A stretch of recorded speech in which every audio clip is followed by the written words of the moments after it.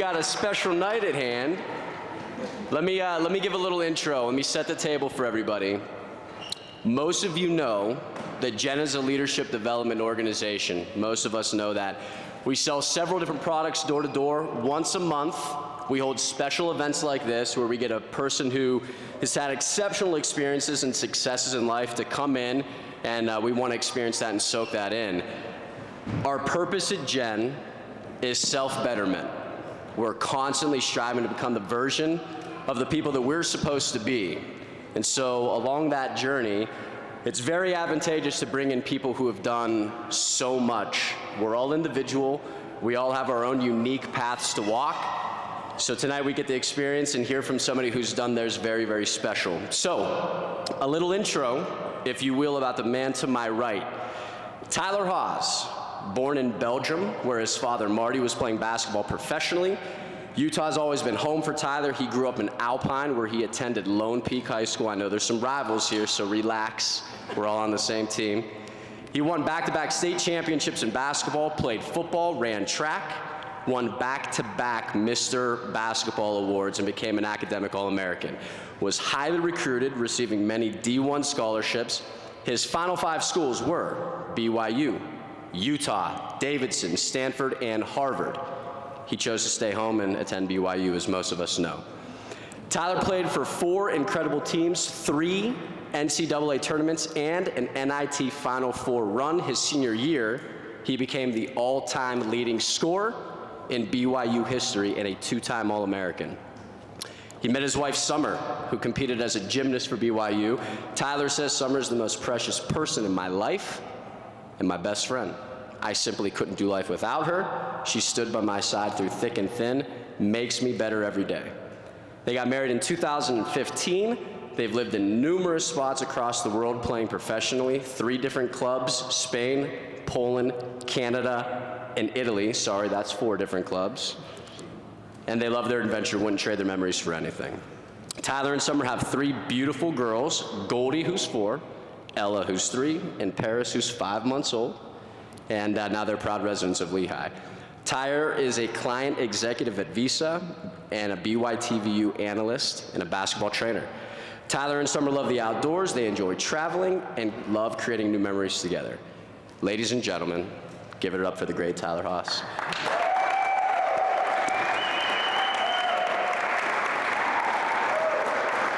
Tyler, brother, we are in your debt.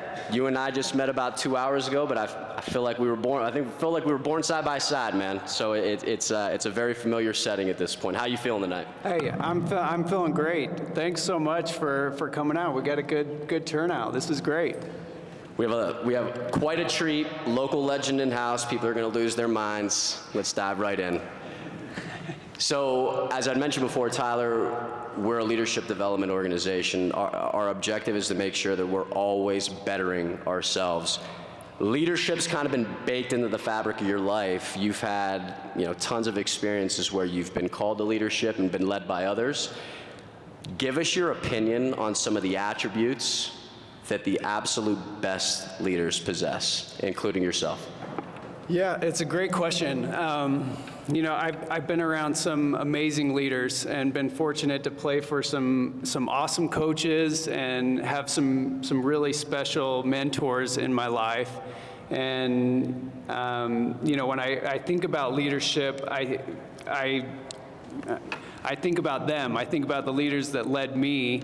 And first and foremost, Coach Dave Rose was someone that really,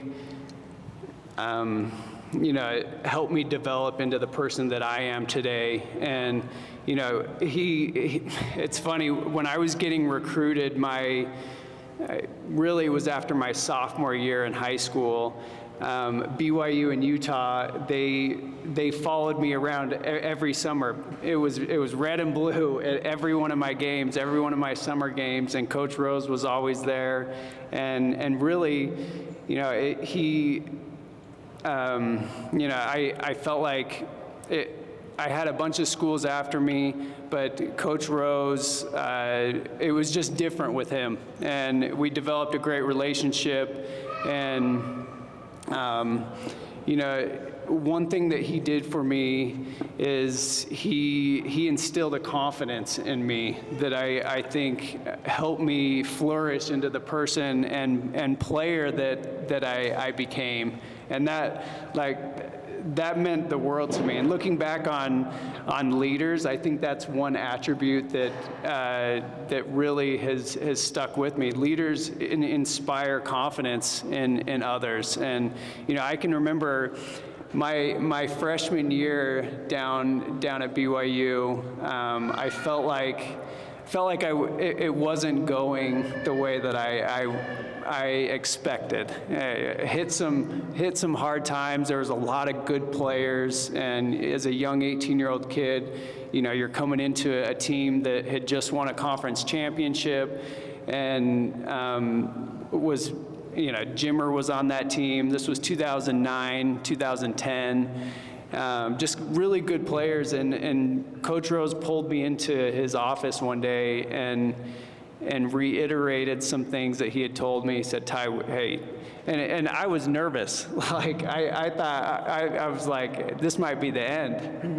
Before I even play a game, this was preseason. I'm like, this might be the end. But he's like, "Hey, Ty, we got a lot of confidence in you, and you just need to keep going, keep playing hard." And so just that confidence, I think, is something that has stuck with me. It makes a ton of sense. I know that there's a lot of people, a lot of very, very successful people have that story somewhere in their life where somebody inspired them and found confidence in them they couldn't see, and all too often that's a life-changing moment. So I really appreciate that. Tyler, you're crazily a fierce competitor. We were going up to my office earlier. You raced me up the steps, which I didn't expect. You've had multiple state championships in basketball when you were in high school, all-time leading scorer at BYU. What are the habits, patterns that you established that allowed you to realize that potential in yourself? I mean, there are some things that you did at BYU, some records that you hold that probably will never be broken, that demands a lot of repetition. Talk to us a little bit about the habits that you created when you were younger and how they helped you when you became an adult. Yeah, I don't think it was something that, I didn't set a goal to become the all-time leading scorer at BYU. That was never in my mind. It was, I wanted to, it was step by step, and really as a, 5th, 6th grade kid going to camps and trying to figure out where I fit in the basketball world, it was, hey, I just want to be the best player on my team. And then it slowly developed into, hey, I want to be the best player on my high school team. And then, I started getting looks in college, and I had to start that process over once I got to college. And then the same thing happened again in the pros. And process really is the thing that comes to mind. I'd put a plan together and stick to that plan. Good days, bad days. My days from 5th grade on, my summertime was my time to get better. And I wanted to I forgot my notebook tonight, but I'm a journaler, and I would journal all of my workouts and track progress and track, everything. And so that was something that was, I had goals, but then I'd have my journal, and I would track everything every night. My days started really early. It was 5:53 a.m. The alarm goes off, and I knew I could get to my church gym by 6. And I had a specific workout that I was doing from 6th grade on, getting a certain number of shots up, trying to grow my game, trying to get better every day. But I think on every one of those teams, there were guys that were better than me. And you talk about competition, like, yeah, I was trying to better myself, but there was a lot of, I was aware of where I fit in, and I wanted to be the best. And so, when I'd get out on the court against somebody, it was personal, and I tried to really compete and get myself to a place where, I could prove those things. So. Yeah, that's exceptional. Along those lines, so look, today, like I mentioned, I've never met you before, and so today I was going through your archives of all your highlights, and I was like, wow, I mean, you were dunking the ball, you were getting up, you were doing some things that I could only dream about, or I could put a trampoline in front of the hoop. I had success there when I was a kid. Outside of that, man, it was awe-striking what you could do. What struck my fancy more is I love basketball. Love the details of basketball, love the fundamentals of basketball. You hold a record for most consistent free throws at BYU. Now, to achieve that kind of record, there are a lot of monotonous hours that go into perfecting that free throw. Talk to us a little bit, Tyler, about how you got through that pain of the hours where it's not fun, it is boring. What did you recognize in free throws even that made you feel like, yo, I want to make this part of my game exceptional? It's such a key fundamental part of the game. Mm-hmm. Those who do it well typically succeed or excel in the game. So talk to me about how you got through the monotonous hours and what made you realize, like, this is important to me. Yeah, it was part of my workout from a very young age. I wanted to shoot 100 free throws every day.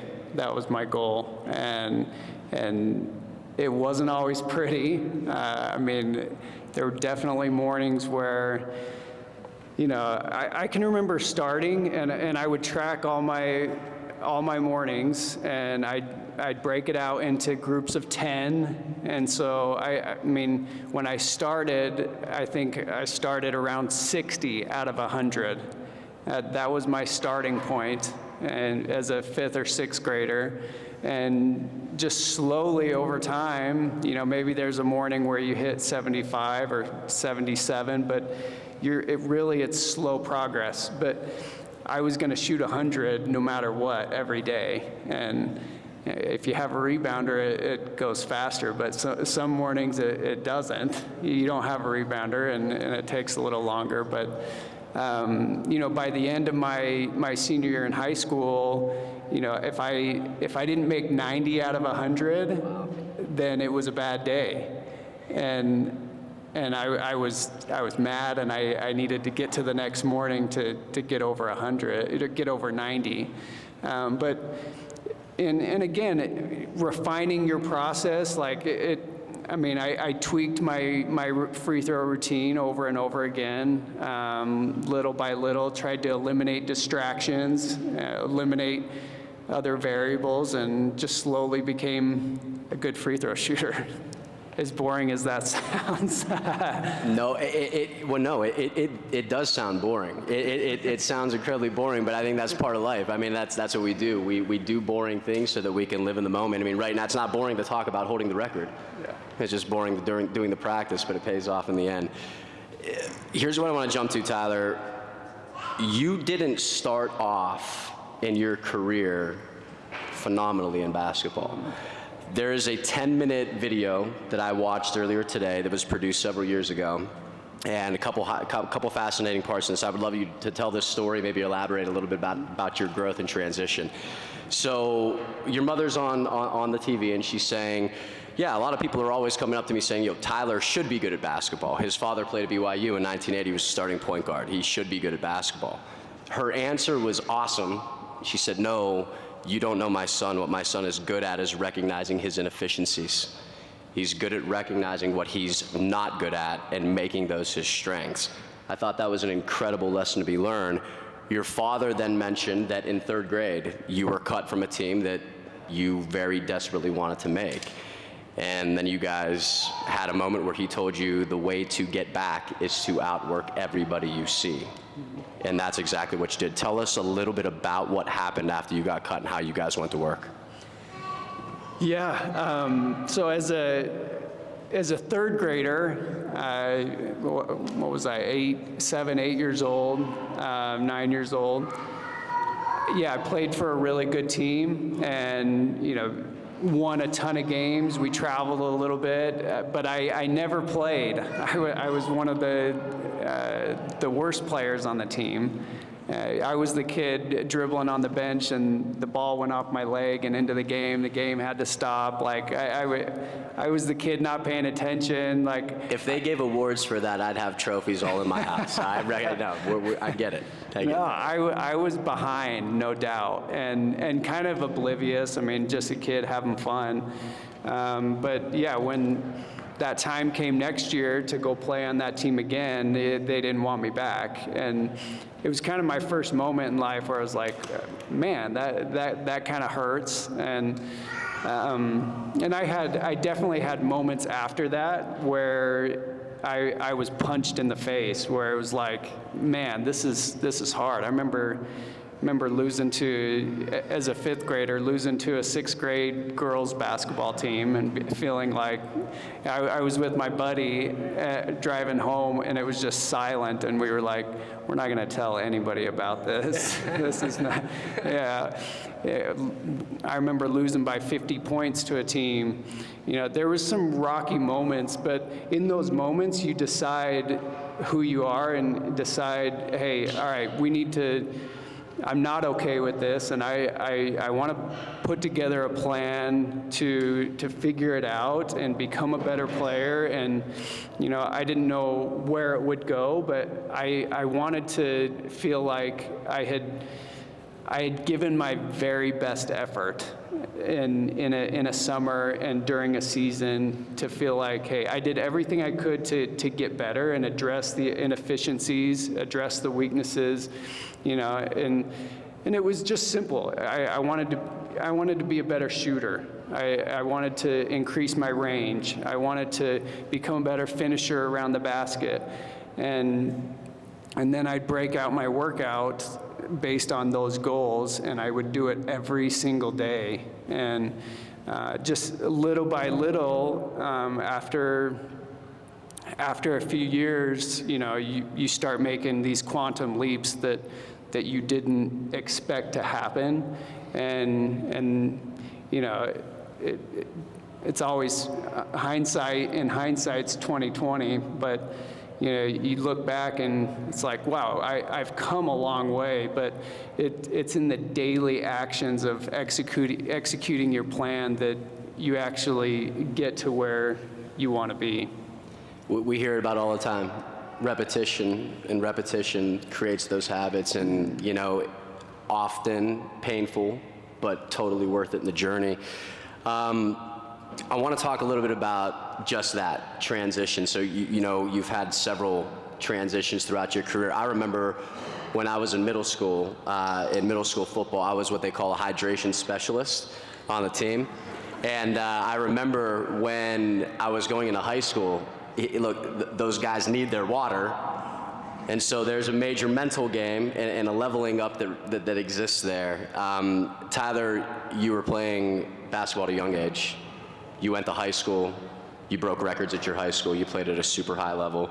You went on to college, did the exact same thing, went on to the pros likewise.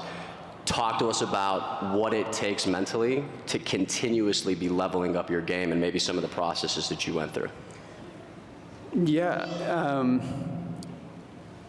Change and growth can be very painful and challenging, especially if you've had some success already and then you level up and it doesn't go the way that you want. Like, those are hard things to face and own up to. But I feel like in my basketball journey, with every stage that I went up,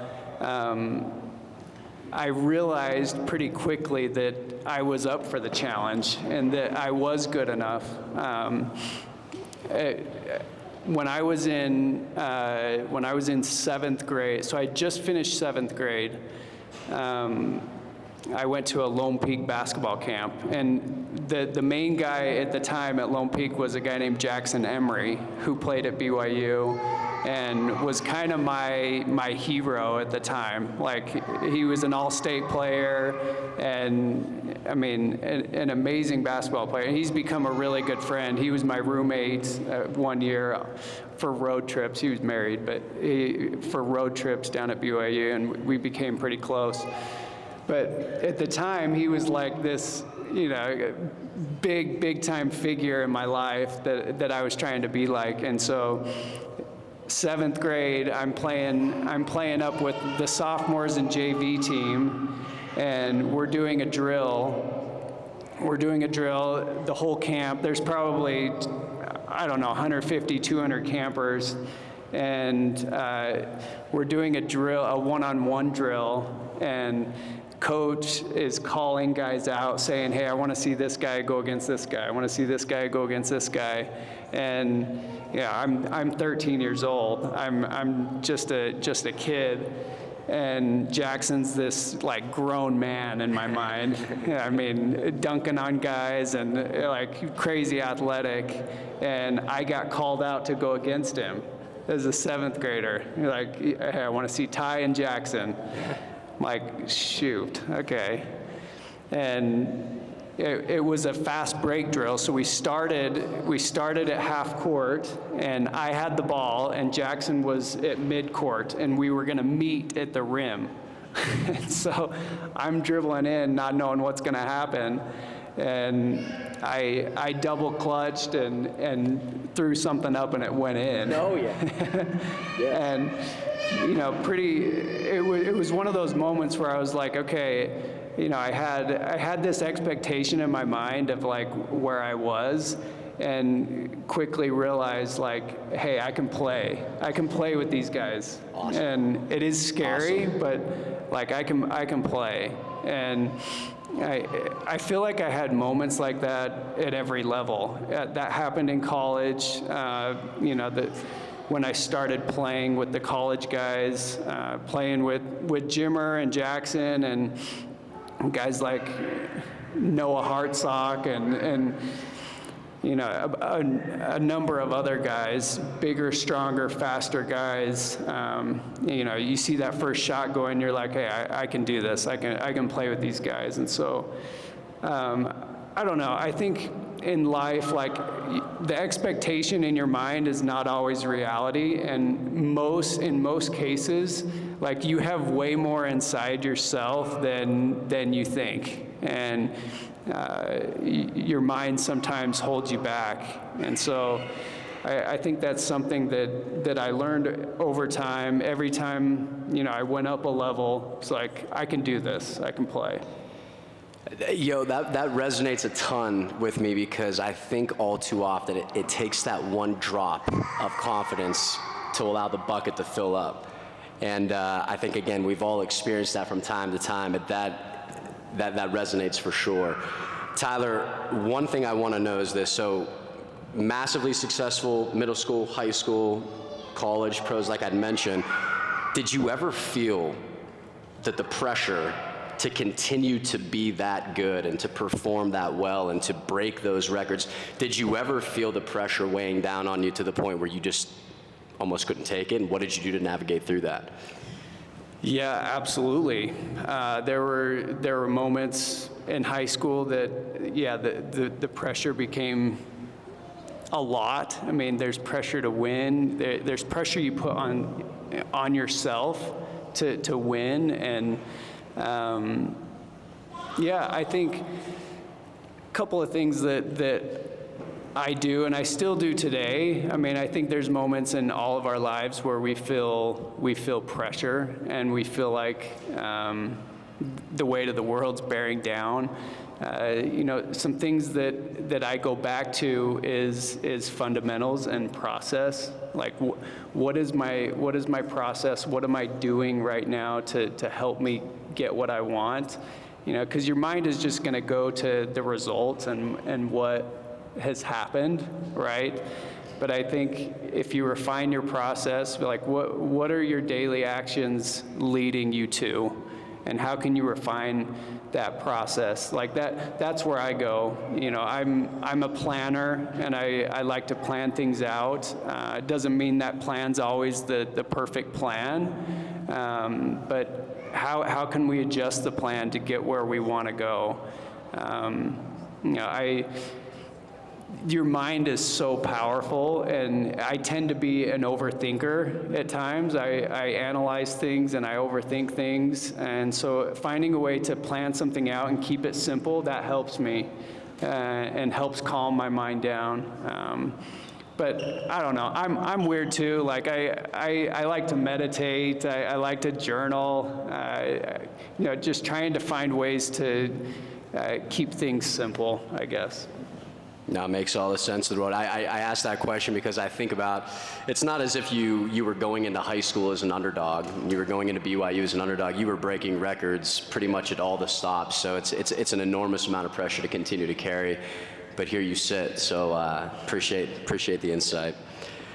Okay, Tyler, it seems that you've always had an ability or a knack for recognizing what's most important to you and keeping it high on your priority list. All of us are, in some way, shape, or form, very, very obsessive about what we do. We want to be the best at our craft. We want to continue to practice, put in the hours. All too often, we neglect other aspects of our life. You seem to have a very, very harmonious professional and home life balance. You've obviously put your wife and kids atop of that list. Talk to us how you best create that harmony between work and life. Yeah, it's a good question, and it's a challenge for all of us, I think, in life. You know, I think of a picture that comes to mind is, have you ever seen those guys that spin those plates? They spin plates on their fingers and shoulders and knees. They keep all the plates spinning. Yeah, I feel like life is like that sometimes. You're trying to keep a bunch of different plates spinning, and you know, sometimes you have to pay more attention to one than the other. But the important thing is you keep all of them spinning. You keep all of them going. You know, giving a shout out to my grandma here, Grandma Haws, but she has a saying she lives by that, hey, first things first, and that has always resonated with me. You know, what are the most important things in your life that you need to put first in your day? And for me, that's my family, that's my girls, and you know, what are the non-negotiables in your day that that you need to get done? You know, is that connecting with God? Is that spending a certain amount of time with your family or your loved ones? What are those non-negotiables? What are those first thing first things? But it's a balancing act, and it's not always perfect. And I fail all the time at that. But I don't know, keeping that mental picture of those plates and trying to keep those spinning, I think is important. It's a good analogy. I can see it now. I can see it, toes, knees, elbows, whole nine, and it's a great metaphor. It's exactly right. I appreciate that. Tyler, here's something that comes to mind. And we've mentioned this before, success on all levels of basketball. We've all experienced times in our lives where we're like on the top of the mountain. I think for a lot of us, complacency is available. We can plateau. We can allow that to set in. Hey, I climbed this mountain. You know, what's really left? Highest level at high school, highest level at college, and you went on to the pros. How did you continue to drive yourself, even though you had already achieved a ton of success? What made you keep going? Yeah, I think a couple of things come to mind. One being, just chasing that next win, whatever that is. Identifying that next step, identifying the next win, because and you relax. It makes you relax for a little bit, and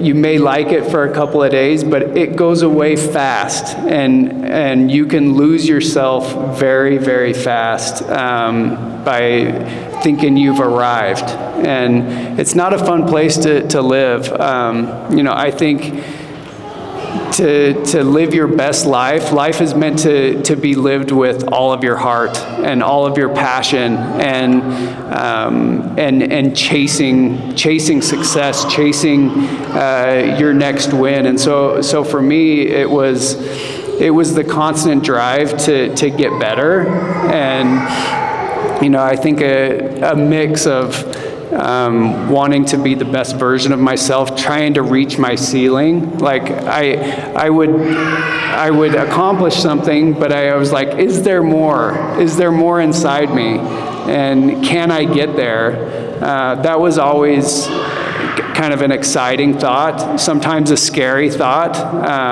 Tyler, let me interrupt real quick. So that right there, that driving voice, what else is there? Is there more? Can I do more? Is that something you're born with? Did you develop that? Is that something that you recognize was in you at a later? Talk to me about how one acquires that skill set, because that's a thing. Mm-hmm. Recognizing that there's more. Mm-hmm. So were you born with that? How did you develop that?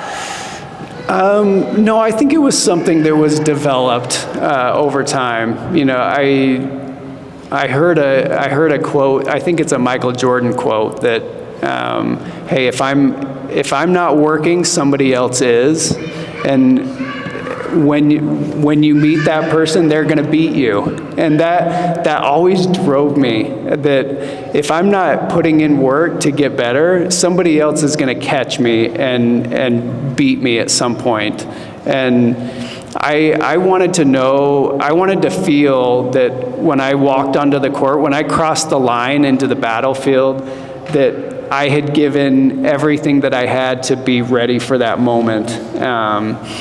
And that doesn't mean that I always felt like I was the best player on the court. Like, I definitely doubted myself at times, and I definitely felt like there was bigger, stronger, more athletic players. But I always felt like when I crossed the line, I had worked the hardest. I was the hardest worker, and I deserved to find success in whatever that was. But yeah, it was something that, in all of the small details, it was the small decisions too. Like I can remember, and I'm being open here. You guys are gonna think I'm like a little bit crazy, but like it was almost maddening sometimes in the summertime. Like you're in the weight room and it's early in the morning and you're trying to get stronger, and like you have your workout plan and there's a specific lifting thing you're doing, and it's like, okay, you've got to do four sets of 8 and last week you used 50-pound dumbbells, right? You have the decision in that moment to be like, okay, I know I can do 50s. Can I do 55s? Can I do 60s? And it was little things like that I tried to ingrain inside me, that every single moment I was lifting, it was like I'm pushing myself. I'm trying to push my boundary, and it wasn't always a perfect thing, and it's not there's a lot of failure that comes along with that, but just the mindset of pushing yourself, pushing that boundary, can I do more, was something that was developed and really, like, I think made me into the player and person that I became. Definitely. And look, that adds comfort. I'm glad you didn't say, no, man, I was born with it. That would be unfortunate for the rest of us. I'm glad that it was something that you can develop. I'm glad to know that was the case with you. So Tyler, here's what I want to change towards. So in this room in specific, there are several of people that are brand new at whatever position they're starting. They may be people that are here with Jen. They might be starting off sales with us. They might be brand new. Might be somebody that just took a new position in a hospital or what have you. Several people, several different walks of life. What we know is that everybody starts the race different, regardless of your environment, regardless of where you work, what you're doing. We also know that comparison is the truest thief of joy. And all too often we're looking left and looking right, and I'm trying to know what Tyler's doing, and I'm trying to know what Kevin's doing, but I'm not focused on myself. So what advice would you give to somebody that's brand new and they're trying to find their way? They're dealing with obstacles, they're getting punched in the mouth every which way they go, they're trying to make it. What advice would you give these folks? Yeah, I think one of the first things that I would say is develop a plan, be a planner, but put your full heart and emotion and attention into what you've decided to do. Whatever that is, whatever new journey you're on, decide that you're gonna go all into it. And I think that's a scary thought to be like, I'm gonna give this everything that I have, because the future is unknown. There is a lot of uncertainty, right? And you don't know how it's gonna end. It could go up in flames, and you may fail, and you may, be embarrassed. Like, there may be some really challenging moments, but look ahead and accept that. Be okay with that happening, and put your full heart and attention and emotion into it. Coach Pope, the BYU head coach right now, he was an assistant while I was at BYU, and I became very close with him. And he has a saying that he lives by, that you need to earn your tears. Whatever journey you're on, you need to earn your tears. And he believes that at the end of every season, every basketball season, you're either going to cry tears of joy or tears of sadness. But either way, your heart is going to tell you if you gave your best effort and if you put everything into it. And so, I think so many times, like everybody here, we're capable of so much more than we think. Like we limit ourselves for our potential and what we can become. And so I think if I had one piece of advice, like go all in, be all into what you're doing.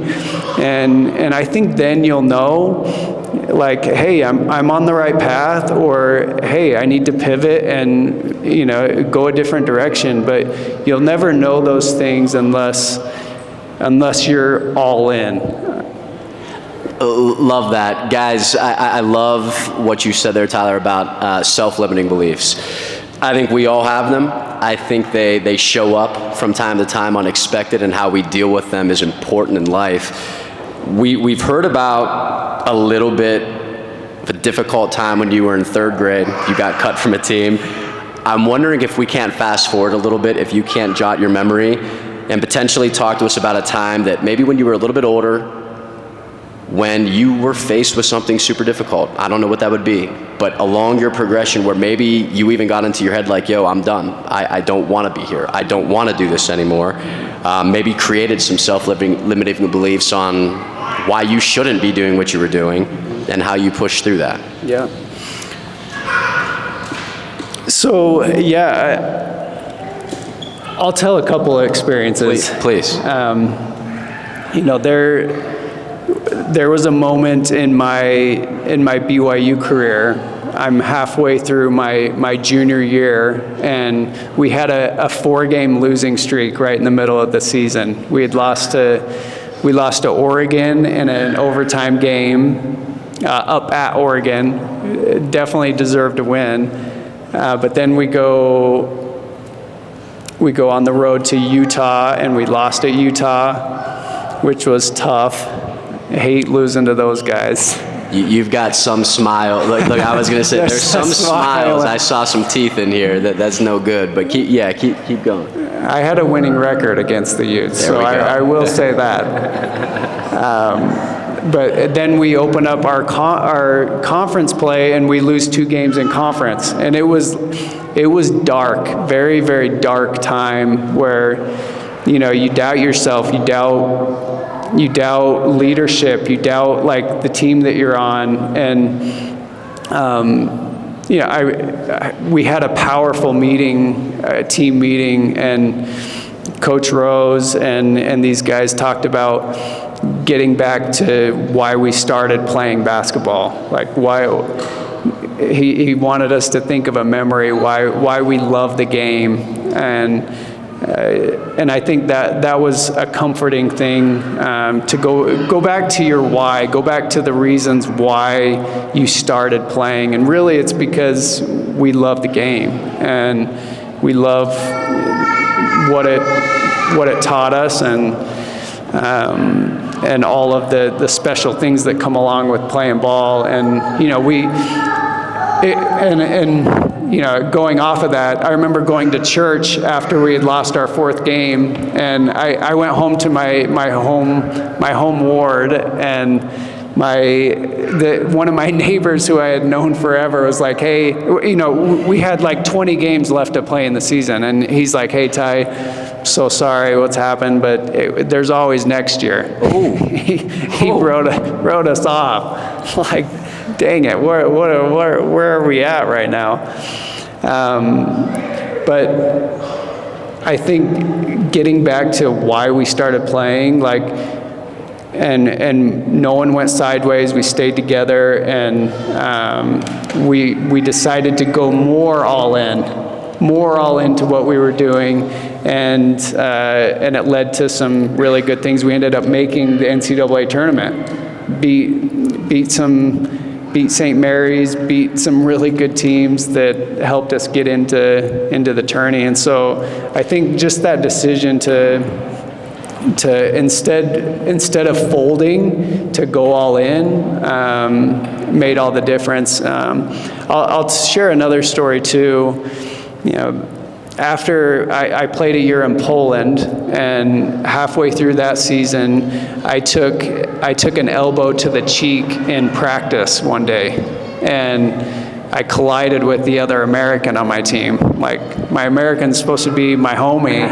Your ally. He took me out, but I broke a bone in my face. It's called your zygomatic arch, and I had to have surgery in Poland, which was quite the experience.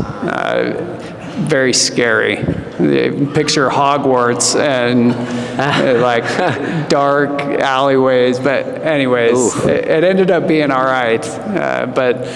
But it put me out almost 12 weeks of the season, and I didn't feel like I had played well, and it was a really dark time in my basketball journey, and definitely felt like, hey, I don't want to do this anymore. This is not for me. Like, this isn't fun. And I go on from there, and I tried out for a G League team, an NBA G League team, and I got cut from my G League team. And so I'm living with my wife in my in-laws' basement, going, what are we doing? Like, what's next? And definitely doubted myself, and questioned if we should keep playing basketball.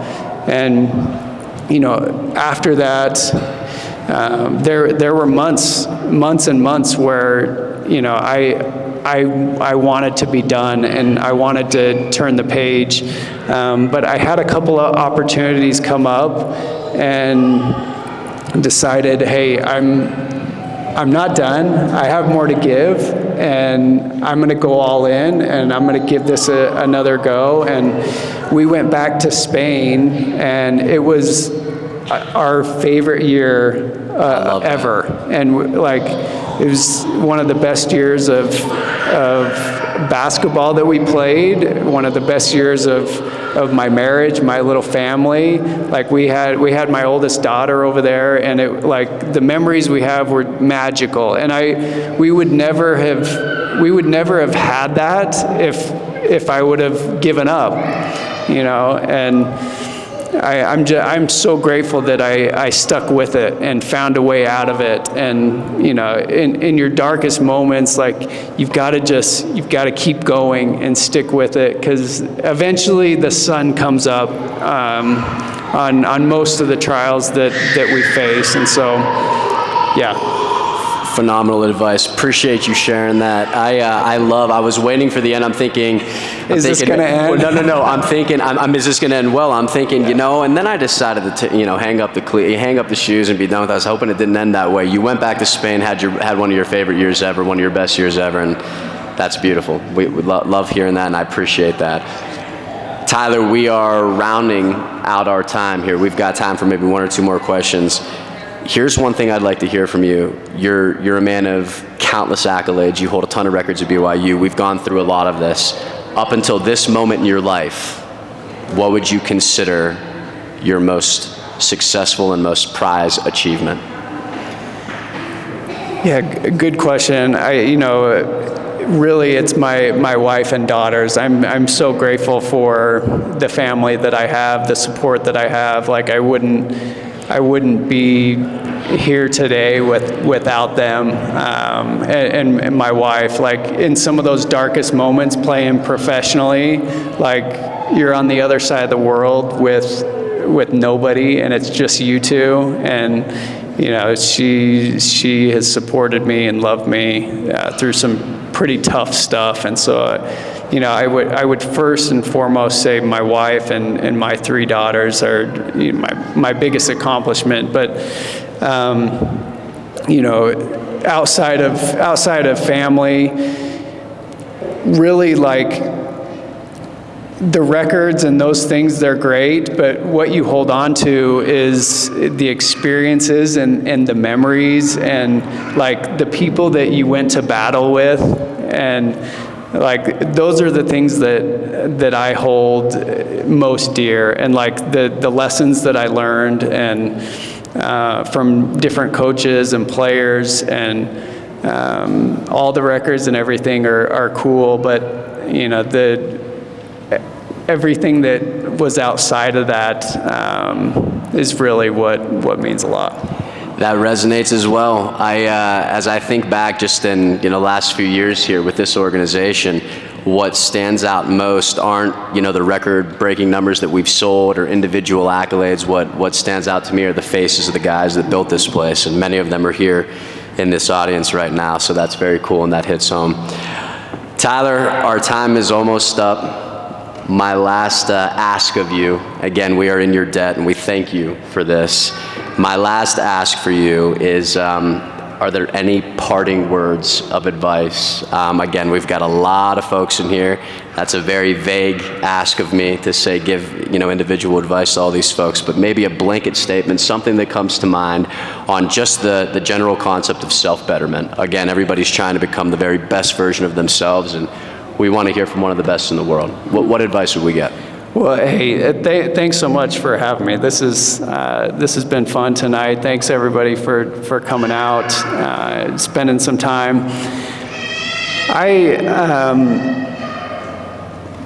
We all come from different walks of life. We're all very, very different. But I think deep down at our core, we all have a desire to reach our full potential and reach the best version of ourself.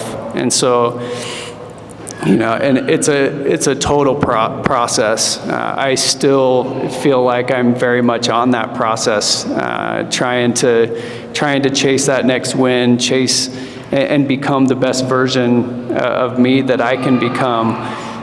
But I would say, don't give up on some of the dreams that you have. Dream big, and believe that you can accomplish it.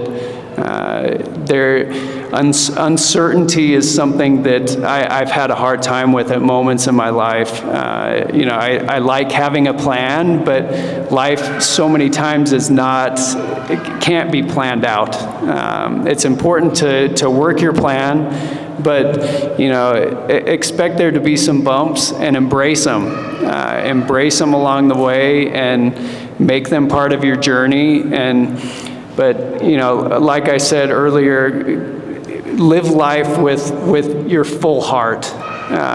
Don't be half into something. It never ends well, and you don't learn the lessons that you want or need. Live life all in, and I think good things will happen down the road.